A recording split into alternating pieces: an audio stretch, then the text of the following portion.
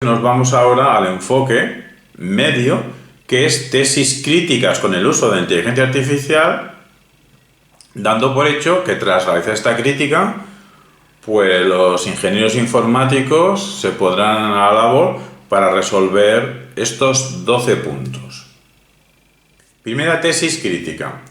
La calidad de las imágenes depende del que hace las instrucciones, de cómo hace las instrucciones. Este desajuste a veces entre lo que quieres imaginativamente, icónicamente, y lo que recibes, se irá solucionando cuando aumente el nivel de la tecnología. Lo que no sé si mejorará es el sesgo que también está en la producción de imágenes, no solo en la producción de texto. Esto lo hemos visto, no nos lo han contado. Pedir la generación de imágenes de un entrelazamiento en historia de lo tradicional y lo tecnológico, de un enfoque en educación tradicional y un enfoque en educación tecnológica, en historia, y el resultado primero fue una serie de mujeres con velo integral, solo se veían los ojos, con un ordenador en la mano.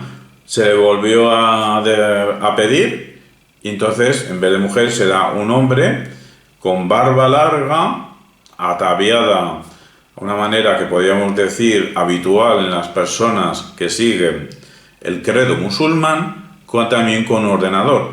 Entonces nos dimos cuenta que cuando le pedíamos una fusión, una unión, un entrelazamiento en educación de la metodología tradicional a la metodología tecnológica, ¿qué entendía? Si es que entendía algo por tradicional, Islam radical. Nos vamos a la segunda tesis, que es que los modelos de lenguaje a gran escala pues tienen sus limitaciones significativas en cuanto al volumen de información que son capaces de procesar. Claro, son modelos de lenguaje de gran escala, pero una gran escala reducida, de momento. Pero esto se parece a lo anterior, que es cuestión de tiempo que la tecnología mejore y realmente pueda ampliar la cantidad de información que procesa y puede contestar. Nos vamos ya a tesis críticas de más enjundia que tienen que ver con lo que realmente se hace en el aula. Tercera tesis, asistencia o producción. Se nos dice desde el enfoque de tesis favorables que la inteligencia artificial es un estupendo asistente a la hora de hacer investigaciones históricas. Eso no sé en qué mundo idílico será, o lo ha dicho alguien que no ha pisado actualmente un aula, porque en el aula lo que pasa es que la inteligencia artificial, si es que es requerida por el estudiante, no es para que le asista, ¿no? Es para que le produzca el trabajo que le manda el profesor. El alumno no investiga, el alumno pega lo que ha copiado de lo que le ha generado la inteligencia artificial. Asistencia nada. Cuarta tesis, verificación.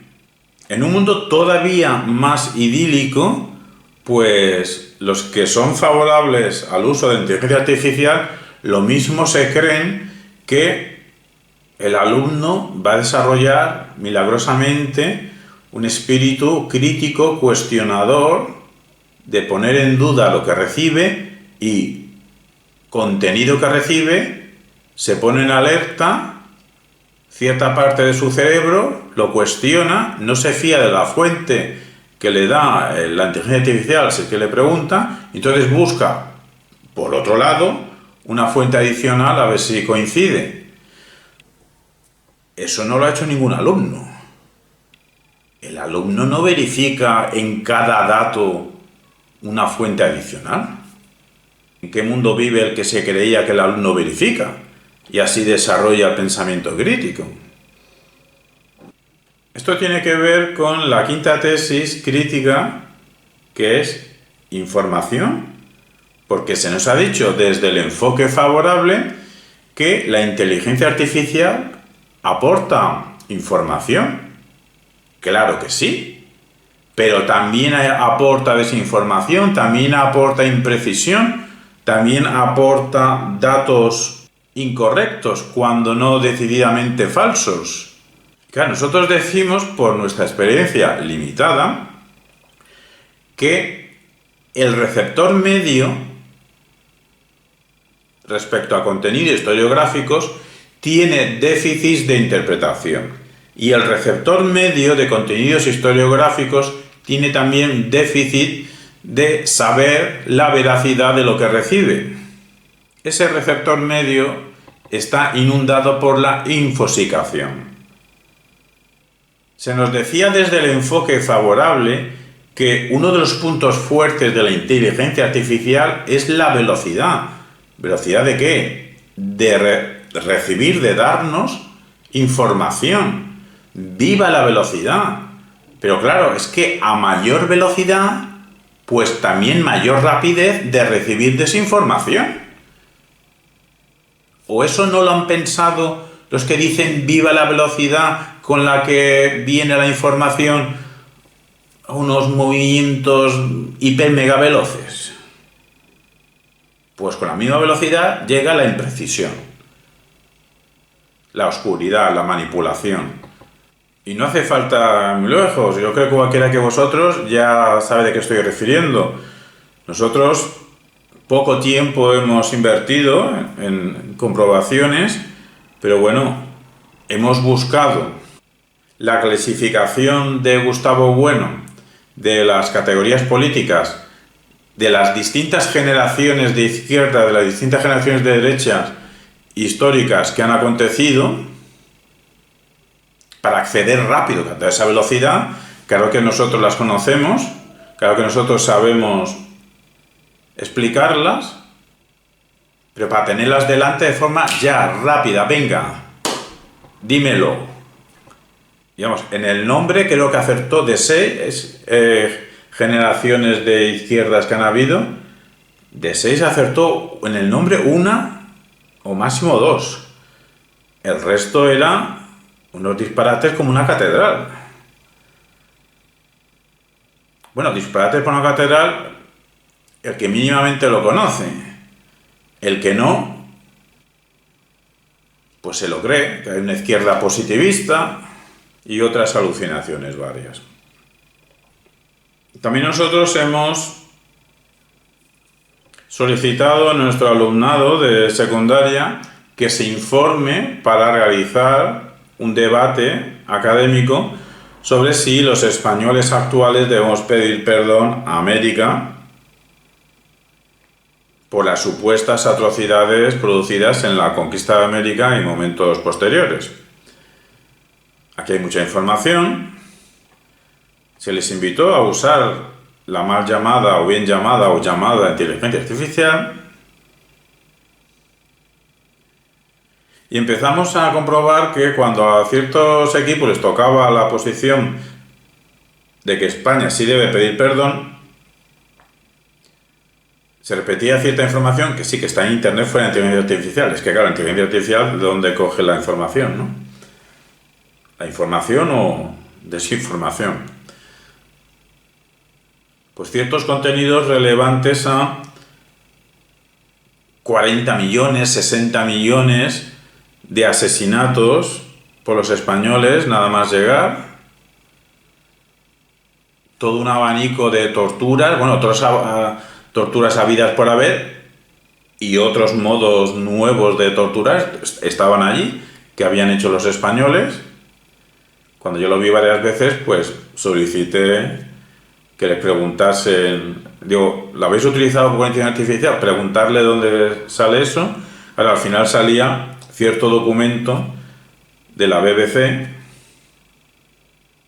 Bueno, de la BBC llegué a ver 3 documentos. Uno, que sí decía que lo que hicieron los españoles no fue un genocidio, pero los otros 2, sí, te nombraba a ciertos historiadores referente a 40, 60 años de muertos y todas las torturas habidas por haber.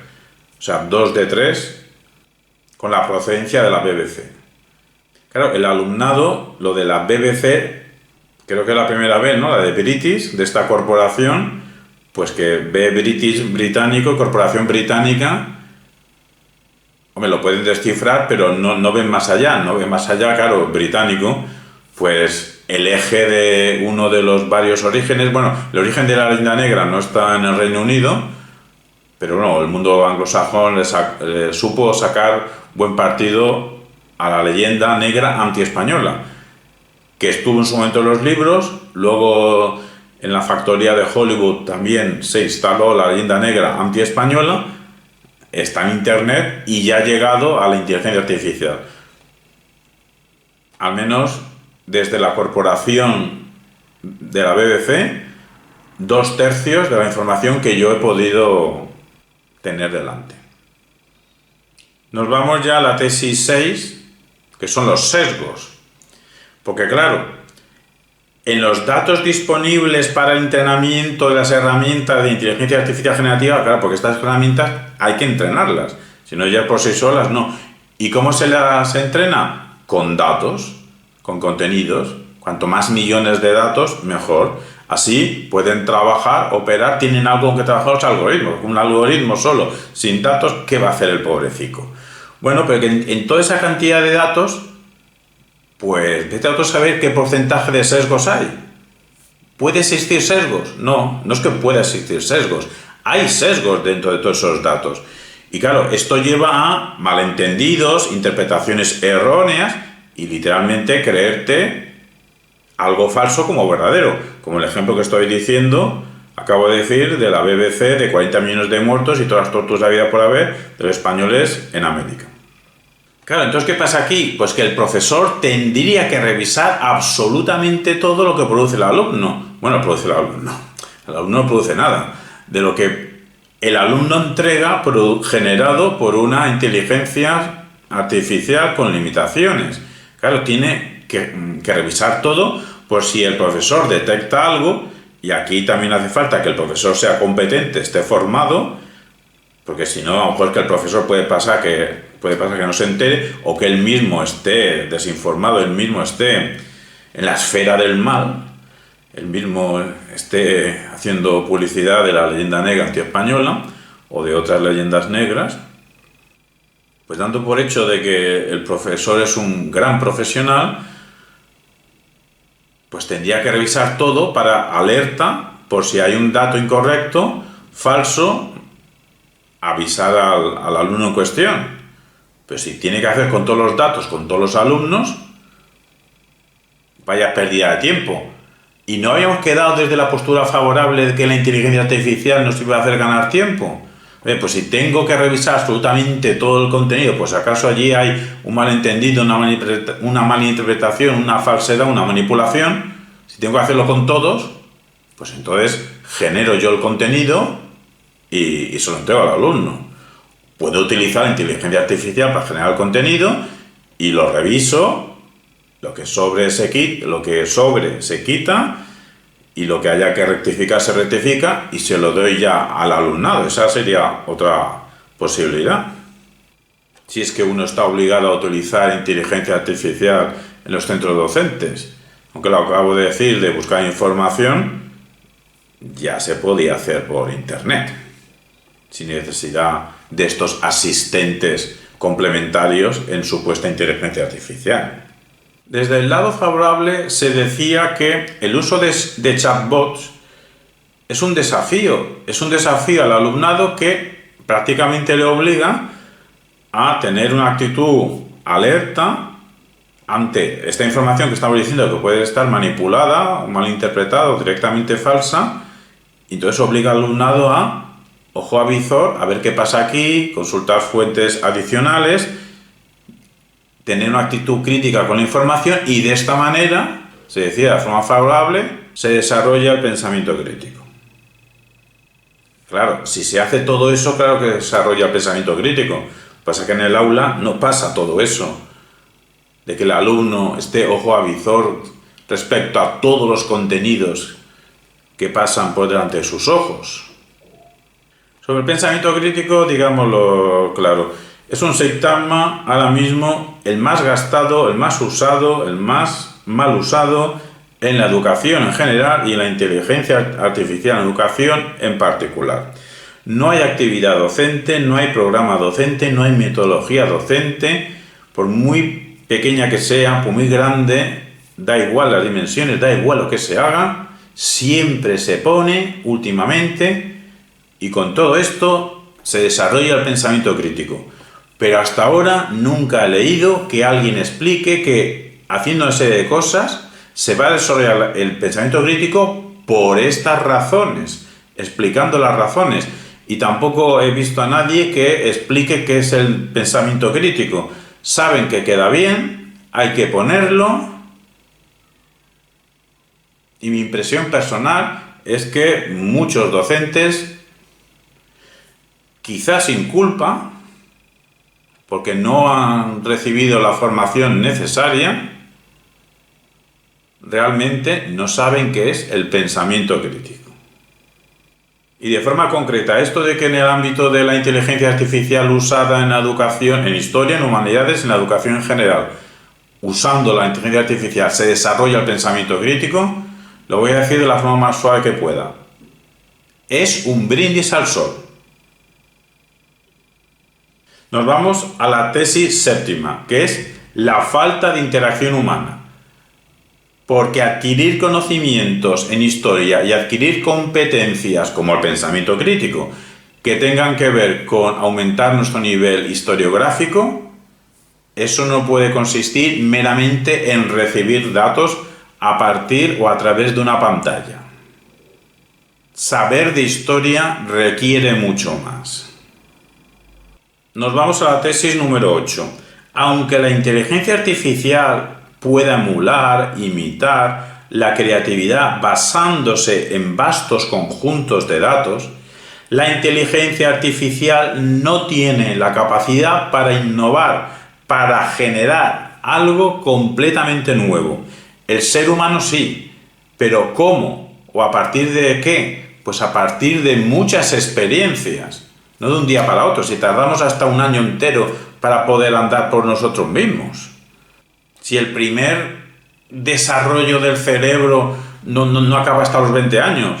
Evidentemente, después de los 20 años podemos hacer muchas cosas con el cerebro y mejorarlo de distintas maneras. Pero ese desarrollo inicial del cerebro acaba a los 20 años.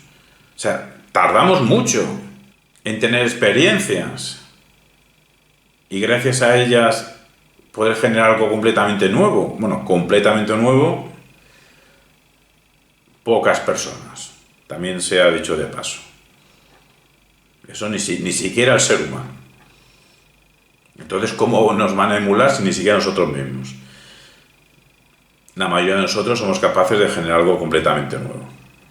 Pero lo que queremos decir es que hasta noviembre de 2024 ninguna inteligencia artificial generativa con limitaciones ha creado nada. Lo único que hacen es reconfigurar datos que tienen que ver con imágenes, los reconfiguran según cómo reciben las instrucciones del que pide la imagen y reconfiguran y entregan un resultado. Reconfiguran, no crean absolutamente nada, no tiene intencionalidad artística, no se dan los elementos de estados mentales del artista, marcas realizadas que tienen que ver con las intenciones realizadas, no las no realizadas, un espectador realmente competente y un transductor.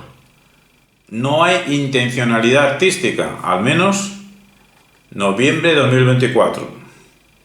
Y tenemos el caso de Shirov, la supuesta jugada más brillante en el ajedrez, porque lo que acabo de decir es falso, porque no se puede objetivar, pero una de las más brillantes, o la considerada, aunque no lo sea, la más brillante jugada, no está hecha por esos grandes programas hiper mega potentes. No, está hecho precisamente por un humano, llamado Alexei Shirov. ¿Por qué? Porque el ser humano, Shirov, fue capaz de tener un conocimiento estratégico y realizar un plan que la máquina no pudo prever. Recientemente, el jugador estadounidense Nakamura bueno, recientemente o hace unos años, tampoco sé la fecha, pero he visto la partida de Nakamura, cómo venció también a otro programa hiper mega potente. Supo ser creativo de una manera que las super programaciones en ajedrez, que ahí sí que hacen unas operaciones de grandes dimensiones, todo eso no le sirvió de nada a la máquina para ganar a Nakamura. Nos vamos a la tesis número 9. Precisamente a más uso de la inteligencia artificial, posible dependencia excesiva en respuestas generadas por inteligencia artificial. Una dependencia que la tendrá el alumnado o quien la use. Claro, y al final, ¿quién piensa? La inteligencia artificial, ¿no? Tampoco. Y es que si se acostumbra el alumnado a recibir respuestas inmediatas, rápidas y veloces, si ya decíamos que la velocidad tampoco hagan grandes cánticos a favor de velocidad gracias a la inteligencia artificial, porque la velocidad trae mucha información correcta y mucha desinformación, falsedad también, con el vivo a la velocidad. Bueno, pues si nos acostumbramos a recibir de forma rápida respuestas inmediatas, entonces se perderá la motivación por investigar. ¿Investigar para qué? Si en lo que tardo en teclear ya lo he recibido, llega un momento que ni teclear. Y recibo la información. ¡FIFA! Y claro, así con esto de lo de cuestionar críticamente las fuentes, me río en la cara de los que piensen que el alumnado va a revisar críticamente las fuentes.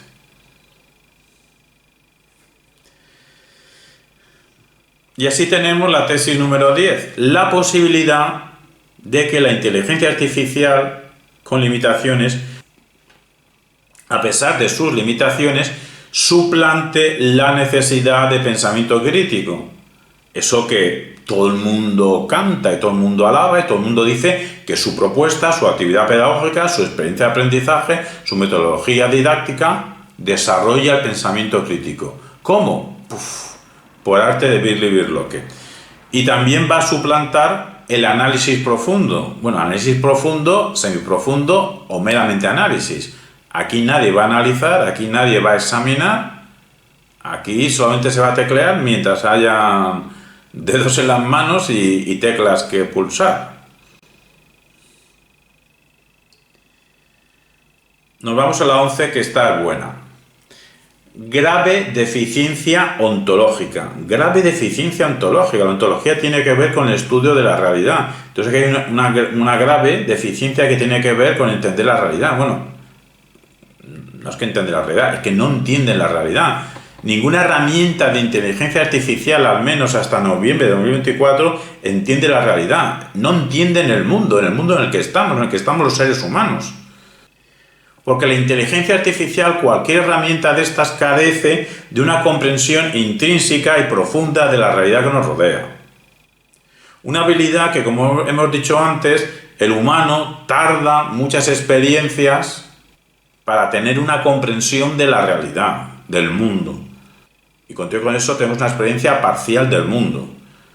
¿Y todo esto por qué? Porque la inteligencia artificial no pasa del nivel sintáctico, nunca llega al nivel semántico, entonces mucho menos a un nivel pragmático y a un nivel sociológico. Si dominase al menos el nivel sintáctico, pues a nivel formal algo haría. Lo que hace, y en un porcentaje de éxito considerable, pero no 100%, por eso hay alucinaciones, malinterpretaciones, cuando no transmisión de contenidos que les interesa a algunos, como los contenidos leyenda negra antiespañola, pues lo que hay es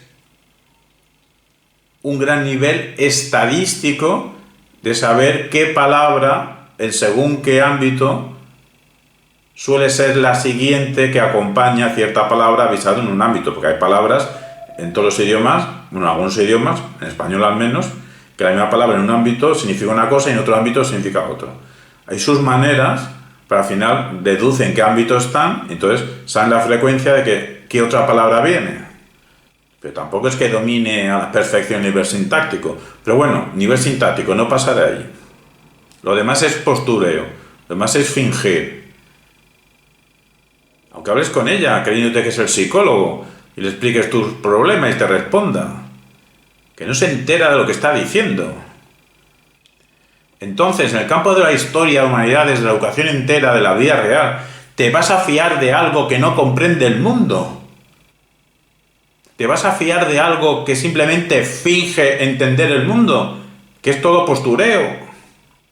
Y claro, como nos dice Carlos Madrid Casado en su libro de febrero de 2024, Filosofía de la Inteligencia Artificial, libro construido bajo la órbita de la Escuela de Filosofía de Oviedo, bajo el marco del sistema filosófico en español, Materialismo Filosófico de Gustavo Bueno Martínez, 1924-2016, pues Carlos Madrid Casado en su libro y en sus conferencias nos dice que el precio de no tener un modelo de comprensión del mundo por parte de las inteligencias artificiales conlleva un doble precio. Uno, fallos de razonamiento, y el segundo, las alucinaciones. Primero, fallo de razonamiento. Y es que nos dice Carlos Madrid que razonar no es solo dialogar, fingir un diálogo, sino que razonar requiere una manipulación que viene de manos, pero las manos no están sueltas, las manos están en un cuerpo, es un cuerpo-cerebro, ni cerebrocentrismo, que solo somos cerebro, ni cuerpocentrismo, que solo somos cuerpo, cuerpo-cerebro es lo que somos. Razonamos con nuestro cuerpo, cambia nuestro cuerpo, cambia nuestro razonamiento, cambia nuestro cerebro, cambia nuestro razonamiento, porque está junto. Entonces Carlos Madrid nos ponía varios ejemplos que los había hecho él y le preguntaba a la herramienta de chat, creo que era GPT, si estás en Valencia mirando hacia Madrid y quiero ir a Barcelona, ¿hacia qué lado debo girarme? Estoy en Valencia, miro hacia Madrid y quiero ir a Barcelona, ¿hacia qué lado quiero girarme? Contestación de la maquinita. Si estás en Valencia mirando hacia Madrid, que está al oeste, Barcelona está al noreste, por lo tanto tendrás que girar hacia la izquierda para dirigirte a Barcelona. No, tienes que girarte hacia la derecha. Si estás en Valencia mirando a Madrid, tienes que girarte hacia la derecha. Y esto es inteligencia, sí, artificial, pero es inteligencia, ¿no? El otro precio que nos dice Carlos Madrid que pagamos por utilizar máquinas llamadas de inteligencia artificial, llamemos nosotros con limitaciones, es la alucinación. Es que claro, cuando fallan esos racionamientos se producen alucinaciones. Eso lo admiten todos, eso los favorables también lo dicen, que por una serie de motivos, si no sabe qué decir, dice algo, y ese algo es una alucinación. Conclusión, pues la inteligencia artificial es una tecnología alucinante, pero literalmente, como dicen mis alumnos, literalmente, obvio, es una máquina alucinante, pero alucinante. Nos vamos a la tesis número 12, por eso mismo, por esta grave deficiencia ontológica, que no tienen ni idea de cómo es el mundo, la inteligencia artificial se muestra incapaz de dar respuestas válidas en esos escenarios que tienen cambios constantes. Porque a solo que cambies un elemento, o que en la realidad se cambie ese elemento, a veces es que la realidad cambia, ¿eh? O sea, no es como Parménides. A lo mejor hay que irse como Heráclito, que todo cambia, la realidad cambia. Pues bien que la realidad cambie, o tú introduzcas el cambio, ya no se vuelve operativa. Si cambias un pequeño detalle, falla. ¿Por qué? Porque ningún modelo de inteligencia artificial es capaz de comprender cómo funciona el mundo. ¿Por qué? Porque los grandes modelos de lenguaje no piensan. Solo predicen palabras en conjuntos textuales. Por eso ni siquiera se enteran cuando producen respuestas inadecuadas. Algunos seres humanos no se enteran cuando producen respuestas inadecuadas, pero otros seres humanos se están dando cuenta de que la respuesta es inadecuada. A veces nos damos cuenta, pero bueno, lo soltamos para no estar callados, a ver qué pasa. Pero es que la máquina ni se entera que ha dado una respuesta inadecuada. Así es que no superan pruebas muy básicas. El ejemplo también es de Carlos Madrid, que le puso, si A es mayor que B y B es mayor que C, entonces A es mayor que C. Exacto, hasta ahí llegamos todos. Pero solo que le cambies las letras, que pongas, si J es mayor que G y G es mayor que V, entonces, ¿qué relación hay entre J y V? Te dice algo y al final, resumiendo, que no puede hacer la deducción, que le faltan datos, que no lo sabe.